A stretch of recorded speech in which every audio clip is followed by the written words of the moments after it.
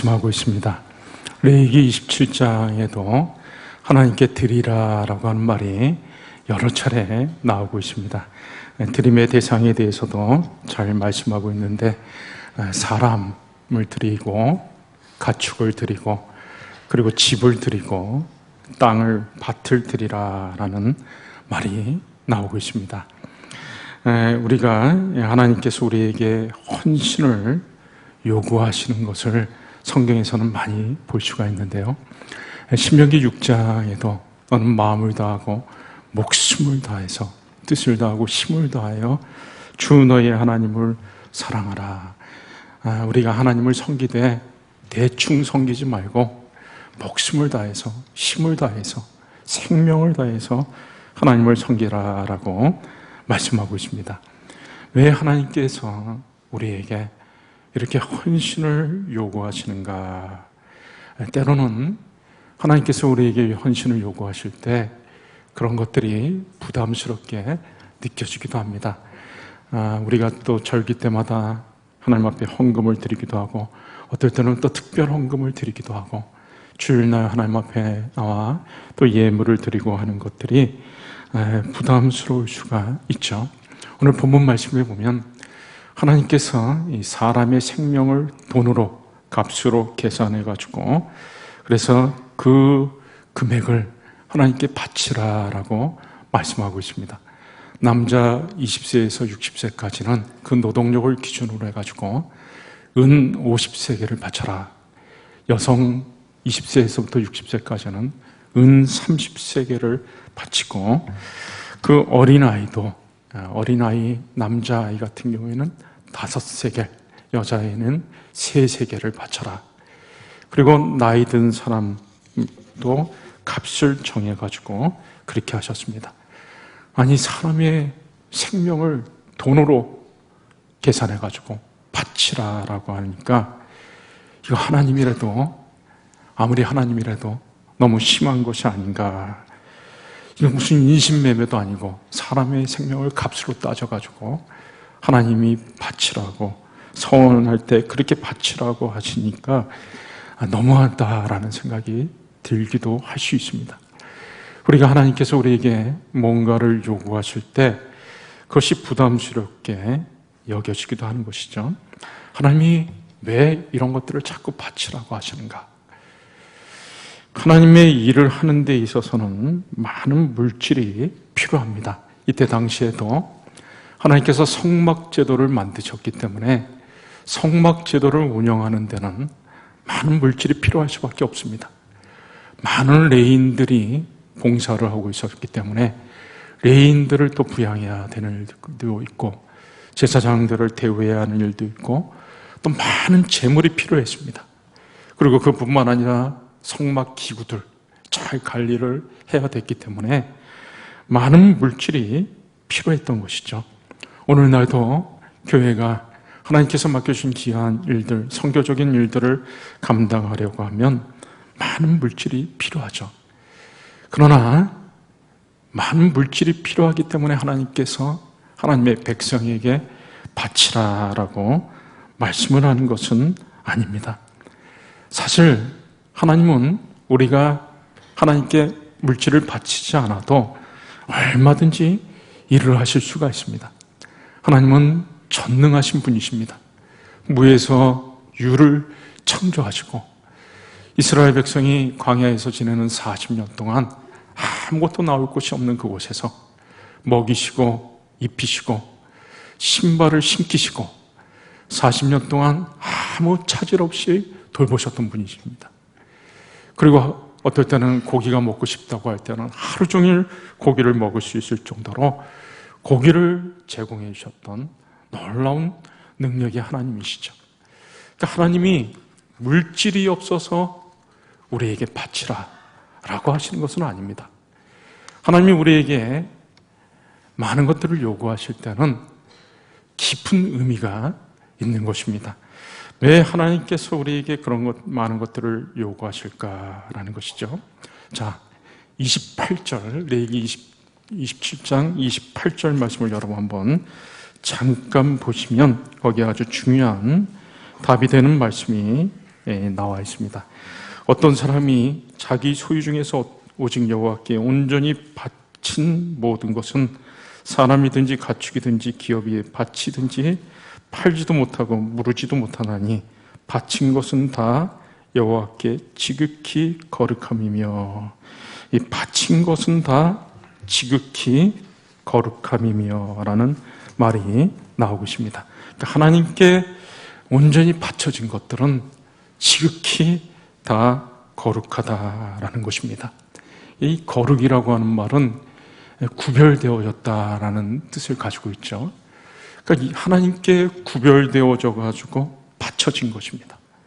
그러니까 하나님께 구별돼서 바쳐졌으니까 그것이 거룩한 것이죠. 사람이든 가축이든 땅이든 집이든 할 것 없이 하나님께 구별하여서 바쳐졌으니까 그것은 하나님 앞에 거룩한 것이 되었다라는 것입니다. 그래서 하나님께서는 이 거룩한 것에 대해서, 거룩에 대해서 얘기를 말할 때 항상 구별된 것으로, 그래서 너희는 택한 백성이요, 거룩한 백성을 얘기하면서 선택받은 백성, 구별받은 백성으로 표현을 하고 있죠. 우리 성도들도 마찬가지로 거룩한 무리인 것은 우리가 이 세상으로부터 하나님이 특별히 우리를 구별하여 불러주셨기 때문에 그런 것입니다. 그러니까 우리가 헌신을 통해서 하나님께 특별히 구별되어지고 하나님께 바쳐지고 하나님께 거룩한 존재로 나아가게 되는 것을 말씀하고 있습니다. 우리가 하나님 앞에 바쳐질 때 그것은 지극히 거룩하다. 왜 하나님은 우리를 거룩한 상태로 이끌기를 원하시는가? 아주 깊은 의미가 있는데요. 오늘 설교를 잘 들으시면 여러분들이 얼마나 이 하나님께서 우리를 거룩으로 이끌으시는 것이 크고 놀라운 것인가라는 것을 잘 깨닫게 되실 겁니다. 여러분, 원래 본질적으로 우리랑 하나님은 절대로 만날 수가 없는 존재입니다. 이 세상에서 모든 만남이 이루어지는 것들을 보면 다 비슷한 사람들끼리 만남이 이루어지죠. 수준이 비슷한 사람들끼리 만나게 되어 있습니다. 수준이 잘 맞지 않는 사람들은 만남을 잘 갖지 않습니다.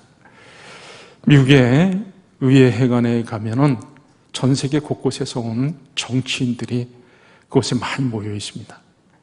특히 어려운 나라에서 온 정치인들이 어떻게 해서든지 미국의 국회의원, 특히 힘있고 영향력 있는 의원을 만나려고 그렇게 기다립니다.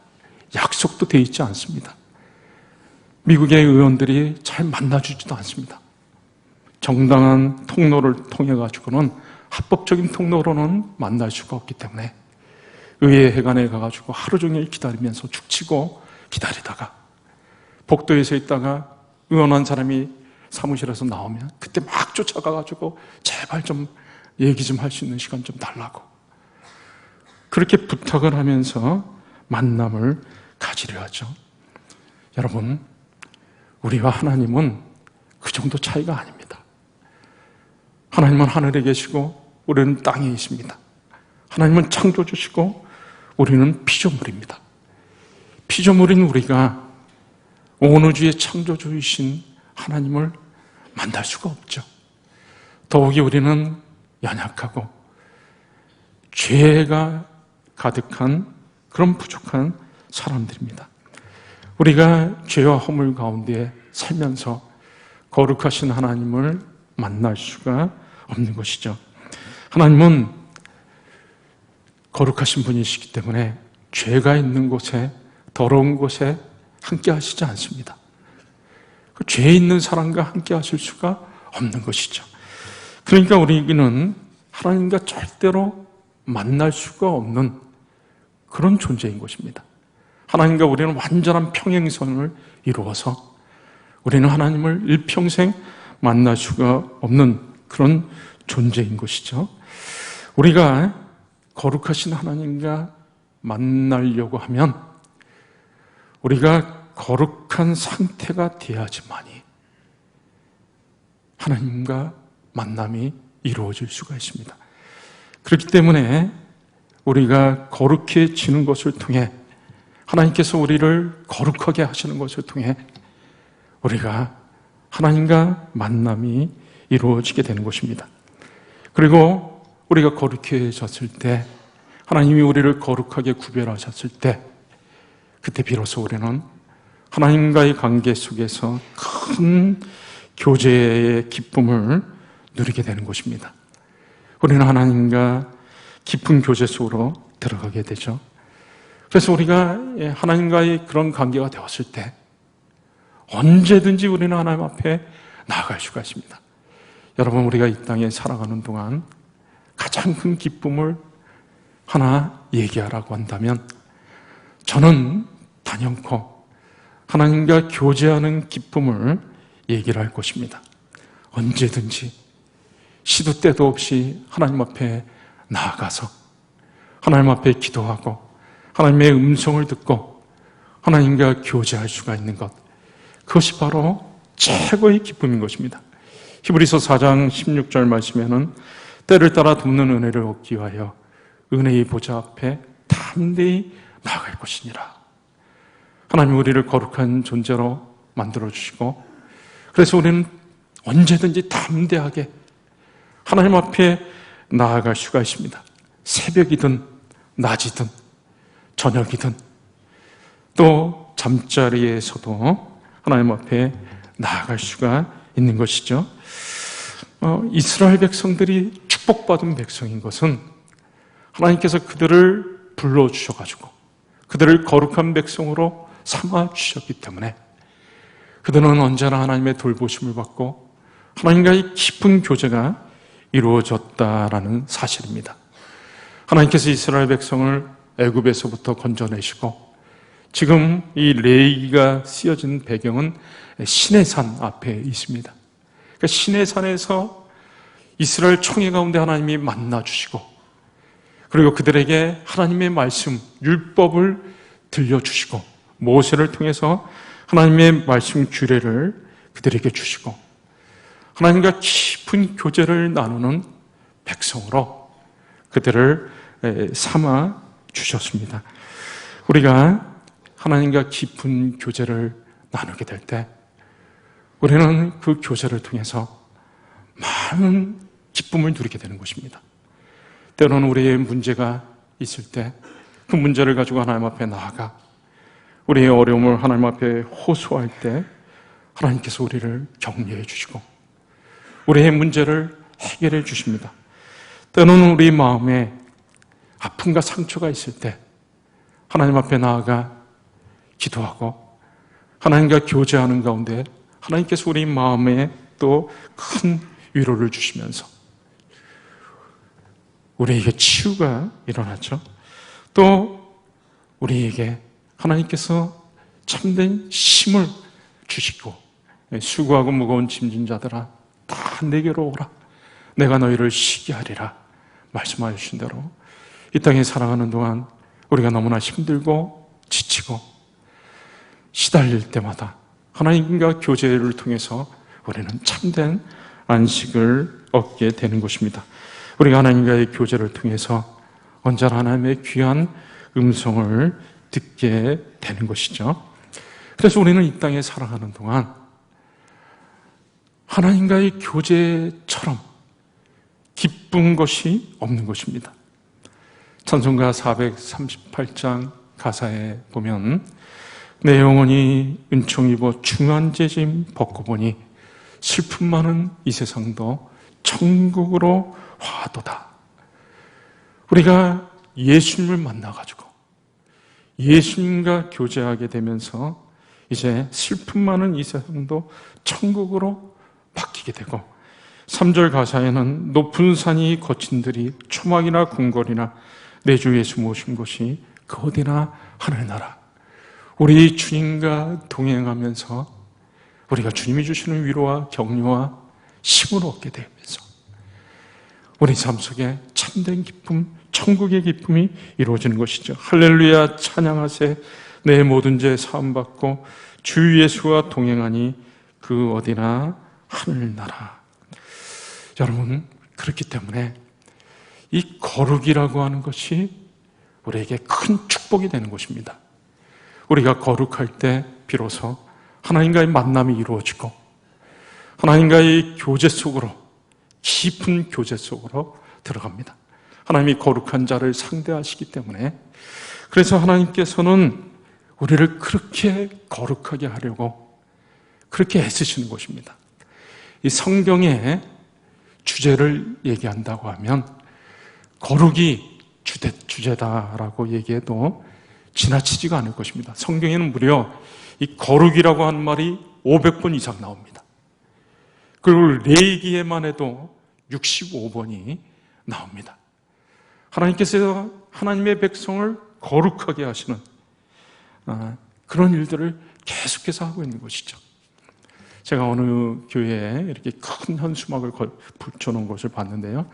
경부고속도로를 타고 서울 쪽으로 올라오다가 한 교회에, 큰 교회에 큰 현수막에 이렇게 붙여놨는데, 신앙의 목적은 행복이 아니라 거룩입니다. 신앙의 목적은 행복이 아니라 거룩입니다. 맞는 말이죠. 성경에서 하나님께서 사람들을 불러가지고 거룩한 백성으로 만드시는 것에 대해서 계속해서 말씀하고 있습니다. 그래서 우리가 거룩하게 되기 위해서 하나님은 계속해서 우리를 거룩하게 만드시는데, 레위기 20장 8절, 오늘 제가 예배를 시작하면서 읽었던 말씀에 나는 너희를 거룩케 하는 여호와이니라. 나는 너희를 거룩케 하는 여호와니라. 하나님께서 우리를 계속해서 거룩으로 이끄시고 거룩한 삶으로 만들어 가신다라는 것입니다. 그래서 이 거룩이 이렇게 귀한 것이기 때문에 하나님께서는 우리가 거룩한 삶을 살 수 있도록 많은 조치를 취하셨습니다. 그래서 이스라엘 백성들이 거룩해질 수 있도록 제사 제도를 세우신 거죠. 그 제사 제도를 통해 가지고 이스라엘 백성들의 죄가 사함받고 정결케 되었습니다. 그뿐만 아니라 수많은 또 정결 예식을 하나님이 제정하셔가지고 죄를 깨끗게 하고 부정하는 것을 깨끗게 하는 그런 일들을 하나님께서 해 나가셨습니다. 여러분, 하나님과의 교제가 끊임없이 지속된다고 하는 것은 참으로 어려운 일입니다. 여러분, 보통 한번 우리 이 세상에서 이루어지는 만남을 한번 생각해 보세요.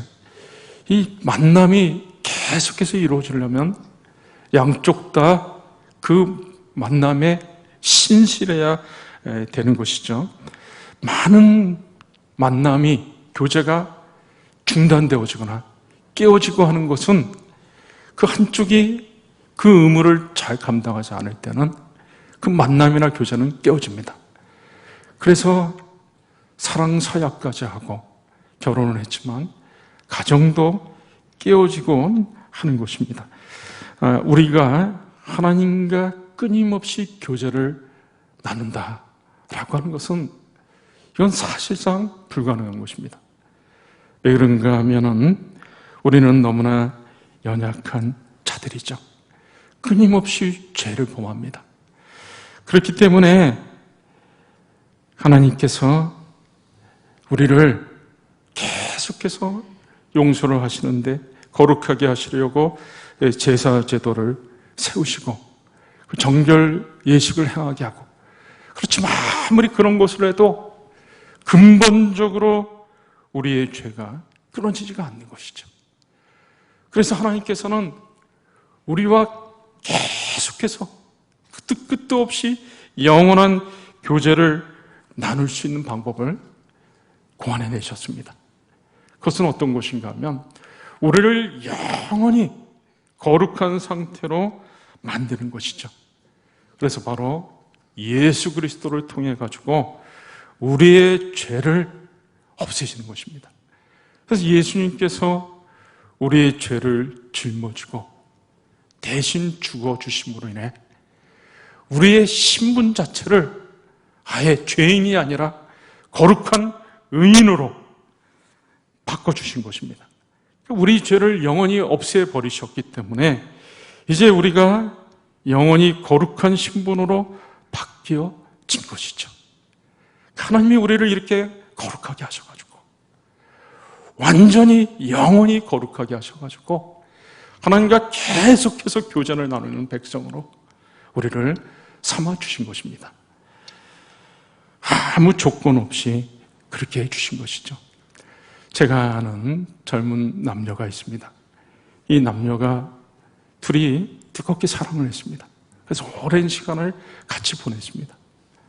이 젊은이가, 남자 청년이 이제 자기가 사랑하는 이 여인과 같이 오랫동안 살고 싶어가지고 이제 부모님들끼리 상견례를 추진을 했습니다. 그런데 이 여자 쪽의 부모님이 이 청년에게 상견례보다 우리 한번 우리 집으로 오라, 집으로 불러 있는 것입니다. 그래서 이 청년이 이제 그 처녀의 부모님을 만나려고 그 집으로 찾아갔습니다. 그런데 집 안으로 들여보내지를 않고 그 어머니가 나와가지고 야단을 치는 것입니다. 네가 감히 어떻게 우리 딸이랑 결혼할 생각을 하냐? 너희 아버지는 사업을 하다 망하지 않았냐? 너는 무슨 학교를 나오지 않았냐? 최소한 우리 딸은 이러이러한 데다 시집을 보내려고 한다. 이런저런 얘기를 하는 거예요. 한마디로 얘기를 해가지고 넌 자격이 안 된다. 조건이 안 된다. 언감생심이다. 꿈도 꾸지 마라. 이렇게 얘기를 한 것입니다. 그 젊은이가 큰 상처를 갖게 되었습니다. 좌절을 했습니다. 그리고 그 얘기를 들은 그 부모님도 마음에 큰 상처가 됐습니다. 자기의 아픔은 견딜 수가 있는데 자기 자식이 그렇게 큰 상처를 입은 것에 대해서 너무나 분하고 고통스러웠습니다. 결국 그 교제가 끊어지고 각자 다른 사람과 가정을 이루게 되었습니다.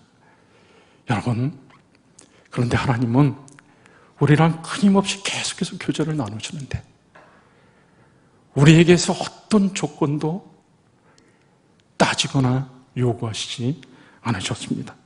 우리가 부족해도 여전히 죄를 짓고 있는데도 불구하고 조건을 따지지 않고 예수님을 희생시켜 주신 것입니다. 그래서 우리 죄를 영원히 해결해 주셔가지고 우리를 거룩한 신분으로 만들어 주신 것입니다. 여러분, 우리가 거룩한 상태가 되어가지고 하나님과 이제 끊임없이 계속해서 교제를 이어간다라고 하는 것이 뭘 얘기하는 것입니까?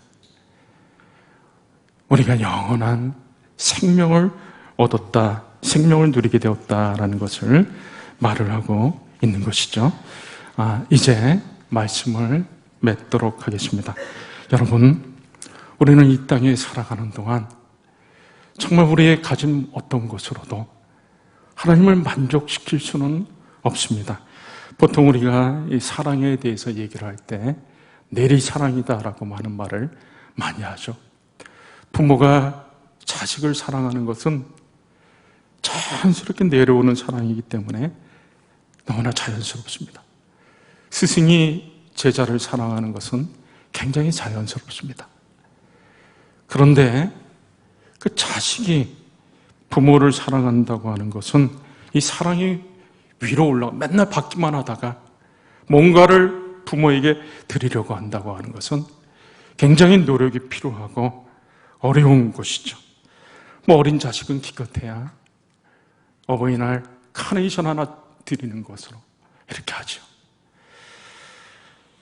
자식이 부모에게 뭘 드려가지고 부모를 기쁘게 하고 만족해 할 수가 있겠습니까? 더욱이 피조물인 우리가 하나님께 뭘 드려가지고 하나님을 기쁘시게 하고 만족시켜 드릴 수가 있겠습니까? 우리가 하나님께 드리는 것으로는 우리 하나님을 기쁘시게 드릴 수가 없는 것이죠. 그런데 레위기 말씀을 잘 보면 하나님께서 우리가 드리는 것을 받아주시겠다.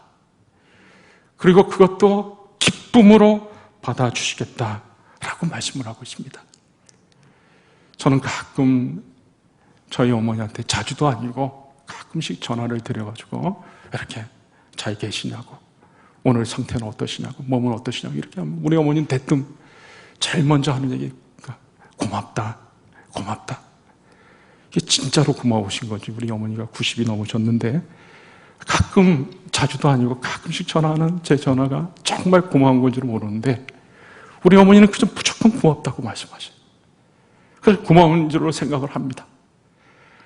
우리가 하나님 앞에 드리는 것을 하나님은 받으시고 그것도 기쁘게 받아주시는 것입니다.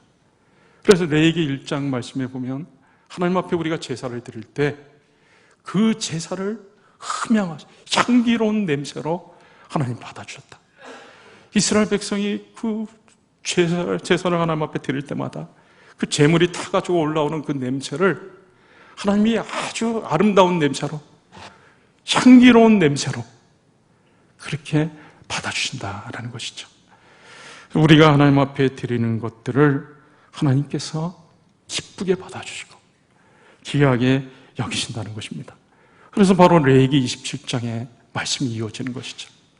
그래서 하나님께서 너희든지 누구든지 나에게 서원을 통해 가지고 너희 생명을 나에게 드리고 싶은 사람이 있으면 누구든지 드려라. 20세에서부터 60세뿐만 아니라 어린아이도 드려라. 노인도, 나이 많은 사람, 남녀 구분, 노소 구분하지 않고 누구든지 나에게 드리는 자들마다 내가 너희들을 기뻐하고 다 받아주겠다라고 말씀하신 것입니다. 이제 저와 여러분이 우리들의 하루하루의 삶 속에서 날마다 우리 자신을 하나님 앞에 드리는 것을 통해 우리는 거룩함 속으로 들어갈 수가 있습니다. 하나님이 우리를 특별하게 구별하여 주시고 그리고 그 거룩함을 통해서 우리는 하나님과 깊은 교제를 나누게 되고 끊임없이 아름다운 교제가 이루어지게 되고 그리고 그것을 통해서 우리가 하나님과 깊은 관계 속에서 얻는 놀라운 기쁨을 누리게 되는 것이죠. 우리 자신을 날마다 하나님 앞에 기쁨으로 드리는 저와 여러분들이 다 되실 수 있기를 주의 이름으로 축원합니다. 우리의 귀한 시간과 물질을 하나님 앞에 드리고 또 우리의 예배를 통해서 하나님 앞에 우리 삶을 드리고 우리의 더 나아가 우리의 가장 귀한 생명까지 아낌없이 내어드리는 자리로 나아갈 수 있는 저와 여러분들이 다 되실 수 있기를 주의 이름으로 축원합니다.